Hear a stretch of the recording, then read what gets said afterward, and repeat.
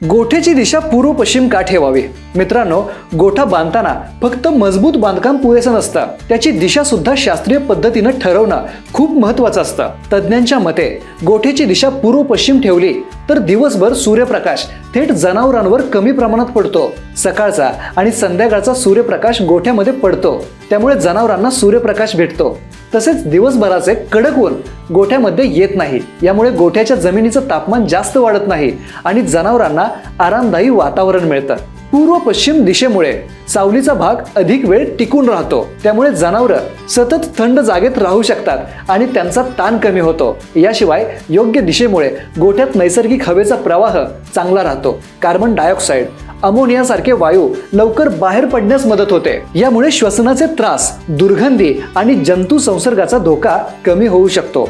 छोटासा वैज्ञानिक बदल पण जनावरांच्या आरोग्यासाठी मोठ्या फायद्याचा ठरतो. तुम्हीही ॲग्रोजगत ॲपच्या डिजिटल बाजारपेठेशी कनेक्ट होऊन तुमचा फायदा करून घेऊ शकता. कारण ॲग्रोजगत ॲप म्हणजे ग्राहक आणि विक्रेत्यांना थेट जोडणारा मार्ग आहे. त्यासाठी आजच आपल्या मोबाईलमध्ये ॲग्रोजगत ॲप डाउनलोड करा. वरील व्हिडिओमधील माहिती तुम्हाला कशी वाटली हे आम्हाला कमेंटमध्ये सांगा आणि ॲग्रोजगत ॲपच्या फेसबुक आणि इंस्टाग्राम पेजला फॉलो करा आणि यूट्यूब चॅनलला सबस्क्राईब करा.